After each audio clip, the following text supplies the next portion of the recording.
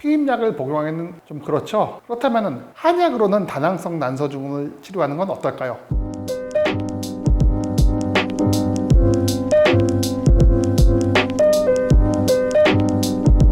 두 가지 약재에 대해서 집중적으로 분석을 할 건데요. 첫 번째는 당귀, 두 번째는 바나입니다. 첫 번째, 당귀에 대해서 알아볼 텐데요. 당귀는 여러분 저기 쌈채소로도 먹더라고요. 그런 건 이제 이파리고, 한약재로 쓰일 때는 주로 뿌리류가 쓰이게 됩니다. 한방약에서는 보혈한다 그래서 혈을 보호하는 데 가장 중요한 약으로 씁니다. 두 번째는 조경지통이란 말을 쓰는데요. 조경은 생리를 조절해준다. 그리고 지통, 생리를 조절하여 통증을 멈춘다. 세 번째는 이제 윤조란 말을 쓰는데요. 대변을 좀 더 촉촉하게 만든다. 보혈과 진액 성분을 보충해서 몸 전체를 촉촉히 만들어주는 그런 역할을 합니다. 자, 이런 당귀가 다낭성 난소증후군에 어떤 역할을 미쳤는지 한번 알아보는 논문을 볼 텐데요. 논문을 보시면은 정상대저군과 실험군 간에 에스트라디올 밸리데이트로 유발시켜지는 다낭성 난소증후군 EV라고 말하는 이 호르몬은 스테로이드 호르몬 중에 일종으로서 과량 투여하게 되면은 다낭성 난소증후군이 유발됩니다. 쥐에게서 실험했겠죠. 이렇게 다낭성 난소증후군이 유발된 쥐에게 우리가 당귀 혼합제제를 투여했을 경우에 어떤 변화가 있는지 살펴봤는데요. EV로 투여된 이 애들은 이제 난소 조직은 과팽창되고 난소 조직은 되게 작아져요. 이것들이 아까 말한 당귀를 투여한 약제를 투여하면은 정상 조직과 거의 유사하게 변한답니다. 다낭성 난소증후군이기 때문에 다시 EV로 유발되면 낭성 조직, 난포 조직이 대단히 많게 되는데요. 이것 역시 당귀 추출물을 투여한 쥐에게는 잘 보이지 않게 됩니다. 이로써 이 당귀란 약제가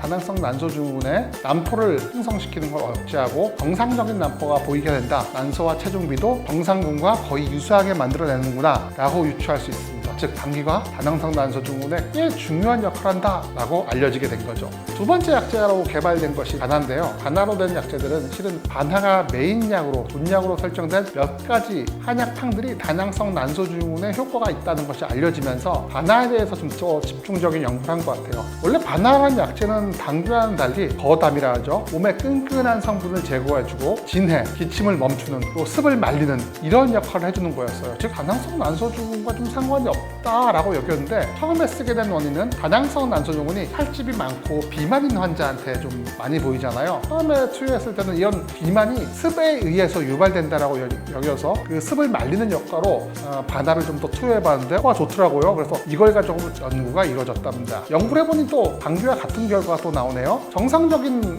에스트라디올 밸리데이트로 유발되는 다낭성 난소증후군에서 동일하게 바나 추출물을 넣었더니 난소 또 체중비가 정상군과 거의 비슷하고요. 낭성 조직, 난소는 작아지는데 난소 안에 있는 조직은 막 팽창돼 있어요. 난소 조직이 팽창된 거는 잘 팽창 안 되게 억제가 잘 되고, 난소 체중의 비는 잘 관찰이 되고, 난소가 오그라들거나 문제가 생기지도 않고, 바나가 상당히 좋다라는 결론에 도달하게 되죠. 자, 두 가지 약제, 당귀와 바나가 다낭성 난소증후군에 어느 정도 효과가 있다라고 있는 게 밝혀졌죠. 자유난위원회에서 2018년에 학술게재한 아시아 오세아니아 산부인과 학술대회에서 발표된 논문입니다. 다낭성 난소증후군의 치료 효과와 한약 안정성에 관한 논문인데요. 25명에게 8주 동안 치료한 결과를 알려줬습니다. 한약 처방은 비교적 큰 틀로 보자면은 좀 더 그 살이 많이 찐 사람에게는 비습을 치료하는 바나의 용량을 높인 다음에 그 다음 당귀가 두 번째 약으로 썼던 거고요.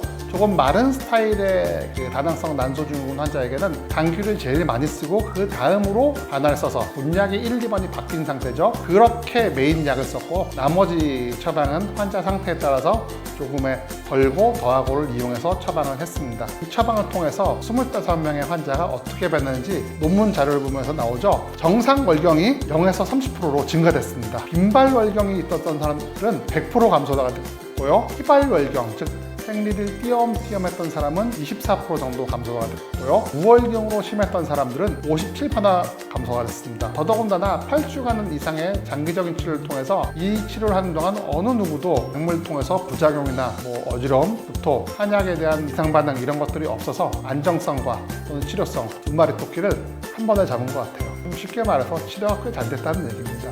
다낭성 난소증후군의 한약 치료는 방금 봤듯이 꽤 높은 치료 효과가 있고요. 이게 치료가 된 후에 저는 쭉 꾸준히 관찰을 한 경우에 1에서 또는 길게는 3년 정도까지 유지가 잘 되더라고요. 물론 이 환자들이 뭐 죽을 때까지 생리주기가 잘 맞는다 이런 건 아니에요. 2년에서 3년 정도 지나면은 다시 조금씩 안 좋아지더라고요. 이럴 경우에 다시 한약 드시면서 좀 더 정상적인 생리주기를 가지게 된다면은 좀 더 좋을 것 같습니다.